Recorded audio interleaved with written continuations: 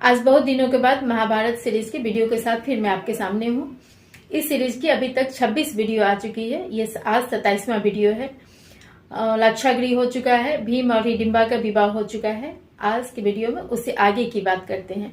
हाँ, और मैं जो बता रही हूँ वह गीता प्रेस से प्रकाशित जो महाभारत है उसके आधार पर बताती हूँ। लाक्षागृह के आग से बचने के बाद पांचों पांडवों और साथ में माता कुंती वारणावत नगर से निकलकर गंगा नदी पार कर दक्षिण दिशा में आगे की तरफ चले। यही जंगल में हिडिंब राक्षस और उनकी बहन हिडिंबा से उनकी भेंट हुई। भीम के हाथों हिडिंब मारा गया, लेकिन हिडिंबा भीम से विवाह करना चाहती थी। भीम द्वारा मना करने के बाद भी वह उन सबके साथ साथ चलती रही और उन सबकी सेवा और सहायता करती रही। हिडिंबा की सलाह पर वे सब शाली मुनि के सरोवर के पास पहुंचे और मुनि से मिले। मुनि ने उन सबका बहुत सत्कार किया। हिडिंबा ने पांडवों के लिए यहाँ एक पर्णकुटी यानी पत्तों की झोपड़ी बनाया। यही हिडिंबा की सेवा भाव, धर्म ज्ञान और भीम के प्रति प्रेम देखकर अंततः कुछ शर्तों के अधीन युधिष्ठिर, कुंती और भीम ने विवाह की अनुमति दे दी और दोनों का गंधर्व रीति से विवाह हुआ। इन सब बातों पर पिछले वीडियो में डिटेल से बात हुई थी। अब आगे। विवाह के बाद भीम हिडिंबा के साथ चले गए, पर वे रात को आ जाते थे क्योंकि हिडिंबा के पास आकाश मार्ग से बहुत तेज गति से चल सकने की शक्ति थी।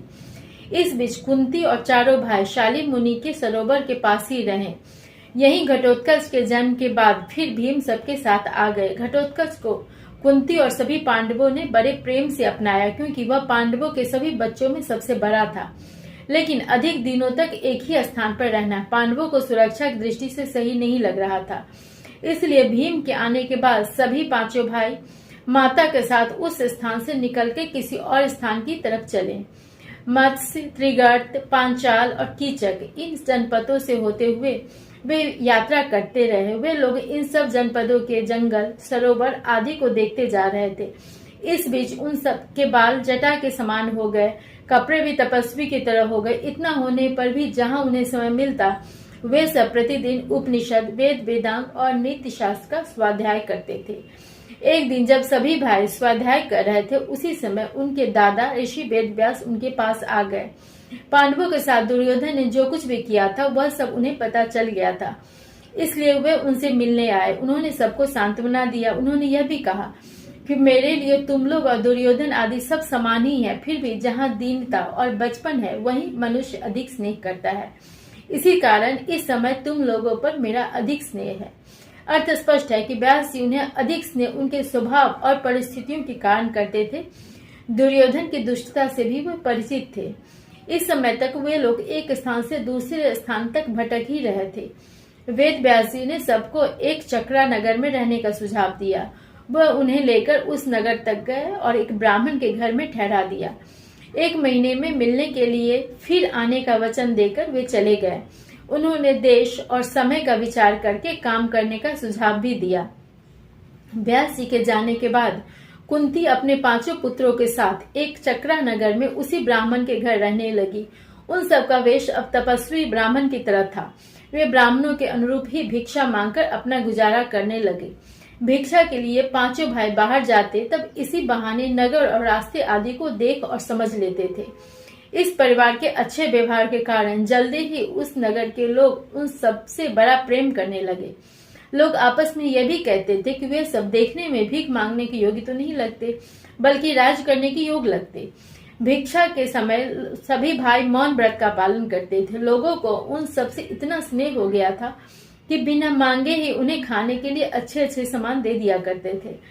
पांडवों के कठिन दिनों के ये सामान्य से विवरण हमें उनके चरित्र की विशेषता बताते हैं। पांडवों को केवल इसलिए महान नहीं कहा जाता है कि वे एक महान युद्ध में विजयी हुए थे, जैसा कि कई लोग मानते हैं, बल्कि जीवन की हर परिस्थितियों में और छोटी छोटी बातों में उनके उन गुणों का पता चलता है जिस कारण वे महान बने थे। राजकुमार होने के बावजूद वे भिक्षा मांगकर खा रहे थे, लेकिन इतने बुरे दिनों में भी उन्होंने न तो धर्म यानी उचित अनुचित का विचार छोड़ा, न तो शक्ति का दुरुपयोग कर किसी को नुकसान पहुंचाया, बल्कि चुपचाप अपनी ज्ञान और प्रतिभा को बढ़ाने का प्रयास करते रहे। सीखना उन्होंने कभी नहीं छोड़ा, चाहे राजभवन में युवराज बनकर रह रहे हो, बिना घर बार के तपस्वी के रूप में भटक रहे हो, या फिर पराये राज में भिक्षा मांगकर गुजारा कर रहे हो। एक चक्रा नगर में ब्राह्मण के घर में एक सामान्य ब्राह्मण की तरह ही वे सब उस समय रह रहे थे। जीवन चलाने के लिए पांडव ब्राह्मणों के अनुरूप भिक्षा मांगते थे। शाम होते ही वे सब घर आ जाते। उन्हें भिक्षा में जो मिला होता माँ कुंती उन्हें यथायोग्य सब में बांट देती थी। क्योंकि भीम सबसे अधिक शक्तिशाली थे और उन्हें भोजन की आवश्यकता भी अधिक होती थी, इसलिए कुंती सारे भोजन का आधा भाग भीम को दे देती और बाकी आधे में से चारों भाई और माँ का भोजन होता था। एक चक्रा नगर में ऐसे रहते रहते बहुत दिन बीत गए। एक दिन भीम को छोड़कर चारों भाई भिक्षा के लिए गए हुए थे। घर में कोई काम था, इसलिए भीम भी माँ के साथ घर में ही रुक गए थे। अचानक कुंती ने सुना कि जिस ब्राह्मण के घर में वे सब उसमें रुके हुए थे, उस घर से रोने की आवाज आ रही थी। कुंती जब उनके दुख का कारण पता करने अंदर गई तो उन्होंने सुना कि ब्राह्मण अपने मरने की बात कह रहा था। उसकी पत्नी उसके बदले अपनी जान देना चाह रही थी। दोनों की बेटी ने कहा कि परिवार की रक्षा के लिए उसका बलिदान सबसे अच्छा होगा। जब किसी ने किसी को मरना ही है तो वही क्यों न मरे। तीनों ने अपने अपने तर्क देकर अपने को मृत्यु के लिए प्रस्तुत किया और बेटी की बात सुनकर तीनों ही रो पड़े। उनका छोटा सा बेटा जो सबको रोता देखकर बहुत कुछ समझ नहीं पा रहा था, वह एक तिनका लेके उनके पास जाकर उन्हें चुप कराते हुए तोतली बोली में कह रहा था, मत लो, मैं इन राक्षसों को मार डालूंगा। अब कुंती से रहा नहीं गया। वह सामने आकर कारण पूछने लगी। पता चला कि बक नामक राक्षस यानी बकासुर के हाथों इस परिवार में से किसी एक को आज मरना होगा।